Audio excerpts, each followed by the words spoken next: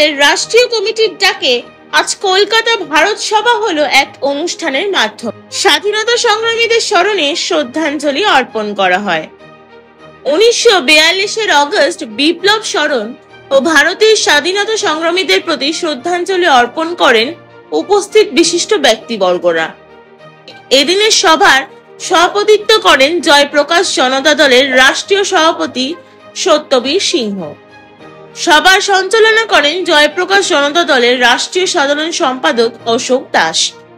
এদিনের অনুষ্ঠানে আমন্ত্রিত অতিথিদের মধ্যে ছিলেন প্রাক্তন নাওয়াডের senior general manager Shibshankar Saha, উত্তরবঙ্গের রাজবংশী মানুষদের অন্যতম নেতা ভরত কুমার সিংহ, জয়প্রকাশ জনতা দলের পশ্চিম বাংলার সভাপতি কৃষ্ণপ্রসাদ সেন, ঝাড়খণ্ড প্রদেশের সভাপতি সুবোধ কুমার প্রধান, সাধারণ সম্পাদক দিলীপ বর্মা, বিহারের প্রদেশ সভাপতি লালবাবু রায়, অসম প্রদেশ, উড়িষ্যা প্রদেশ প্রতিনিধি, মধ্যপ্রদেশের প্রতিনিধি সভাপতি শিবশঙ্কর সিংহ, রাজাবত, এছাড়া পশ্চিম বাংলার সভাপতি দক্ষিণ দিনাজপুর সজল অধিকারী, বকুল মণ্ডল, রাজ্য সম্পাদক তন্ময় চ্যাটার্জি, উদয়ভান পাঠক, মলি সরকার, আসাদ আলী খান্ডার,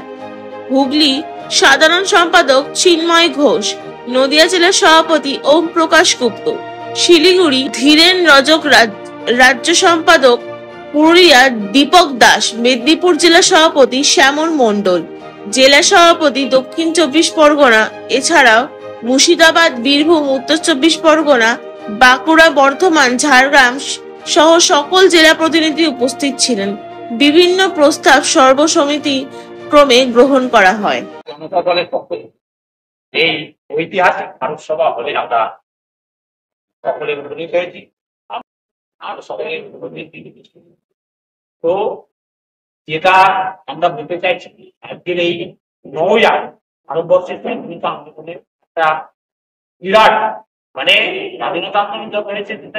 কংগ্রেসের মধ্যে এটাকে বিপ্লব বলা, তাহলে বুঝতে পারছেন। আমি সেই জায়গা থেকে অজয় সুশীল ধারা, তারপরে সতীশ সামন্ত,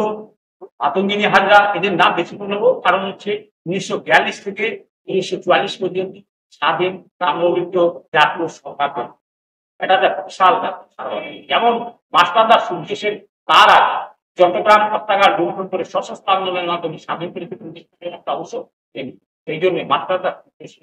জায়গা আমরা স্মরণ করতে সকলকে স্মরণ। আমাদের নেতাজি সুভাষচন্দ্র বোস, গান্ধীজি, লোকনায়ক জয়প্রকাশ এবং বালগঙ্গাধর তিলক, বিপিন চন্দ্র পাল,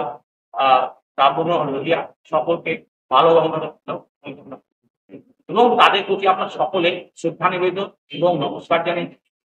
তাদের পায়ে দিয়ে আমাদের মন্ত্রী করতে পারছে। এটার উদ্দেশ্য একটাই যে জয়প্রকাশ জনতা দল আজকে আমরা যে নির্বাচন করেছিলাম 2021 নির্বাচন কমিশন আমাদের তারা ভারতবর্ষে ধরার জন্য এটা নিয়ে গত 1 মাস আগে 2024 যে আমরা নির্বাচন করেছি, সেই জায়গা থেকে আজকে সব কেন আমাদের আজকে মিশন 2026 পশ্চিমবঙ্গ, আসাম এবং কেরলের নির্বাচন, তার সঙ্গে সঙ্গে পশ্চিমবঙ্গের এই যে বঞ্চিত মানুষগুলো আছে এবং স্বাধীনতা আন্দোলন যারা স্মরণীয় তাদের 1947 সালের পর থেকে আজ পর্যন্ত তাদের শ্রদ্ধা স্মরণ করা হয়নি। সেইটার মধ্যে আমি পাটনায় কয়েকদিন আগে দিয়েছিলাম যে আমরা এই ঐতিহাসিক হল ভারত সভা হল থেকে ক্যান্ডেল লাইট নিয়ে সারা ভারতবর্ষের রাজধানী বলতে ঘুরবো, কারণ সেই ক্যান্ডেল লাইটের আলো থেকে একদিন সূর্যের আলো থেকে মানুষ আসবে এবং তারাই নেবে, এইটাই আমার উদ্দেশ্য।